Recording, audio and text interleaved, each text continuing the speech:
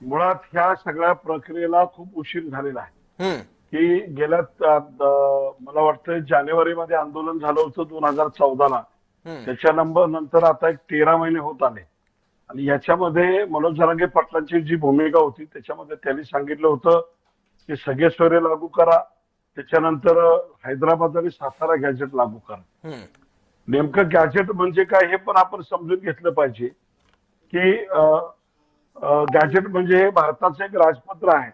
आणि हम्म. याच्यामध्ये अधिकृत असे कायदेशीर दस्तावेज, शासकीय कायदे आणि अधिकाराच्या ज्या काही गोष्टी आहेत त्या महत्वाच्या शासकीय घोषणा या गॅजेटमध्ये केल्या जातात आणि त्याचा आधार म्हणून एखादा कायदा बनवण्यासाठी हे गॅजेट वापरलं जातं.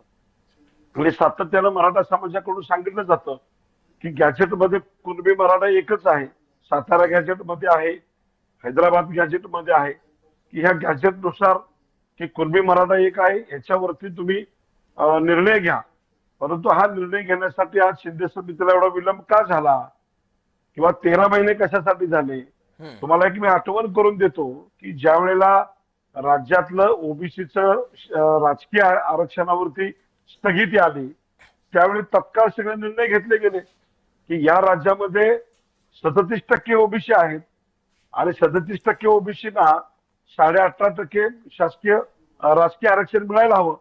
परंतु हे सगळं डावलून, नियम डावलून, बांटी आयोग डावलून सुप्रीम कोर्टामध्ये सुद्धा सरकार गेलं, ओबीसी नेते गेले आणि पुन्हा एकदा जे देशातल्या सगळ्या ओबीसीचं 27% आरक्षण आहे आणि 27% आरक्षण पुन्हा राज्यात लागू केलं जबरदस्तीनं.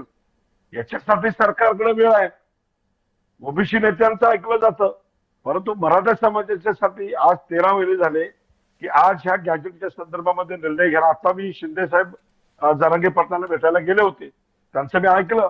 ते म्हटले अजून आम्हाला 6 महिने वेळ पाहिजे. हम्म. 6 महिने वेळ तुम्हाला पाहिजे होता. मग गेल्या 13 महिन्यामध्ये आपण या गॅजेटच्या संदर्भामध्ये काय निर्णय घेतलेत, हम्म. काय तपासणी केली आम्हालाही माहिती आहे. एखादा शासन निर्णय काढायचा असेल किंवा एखादा निर्णय घ्यायचा असेल त्याच्यासाठी तुम्हाला पुरावे लागणार आहेत किंवा सरकार त्याच्यामध्ये उपसमिती निर्णय घेऊ शकते. तुमचं मंत्रिमंडळ आहे निर्णय घेऊ शकतं. ह्याच्यावरती मग तुम्ही आतापर्यंत काय केलं? मग हा प्रश्न उठतो ना की हम्म. तुम्हाला वेळ पाहिजे तर किती वेळ पाहिजे आणि का तुम्ही पाठीमागच्या वेळेस मग तुम्ही किती वेळा कॉन्टॅक्ट केलं? बरं हे आंदोलन जाहीर करून 2 महिने झाले. या 2 महिन्यामध्ये शिंदे समितीच्या वतीनं किंवा त्यांचं शिष्टमंडळ मनोज जरांगे पाटलांना भेटायला हवं होतं हम्म. किंवा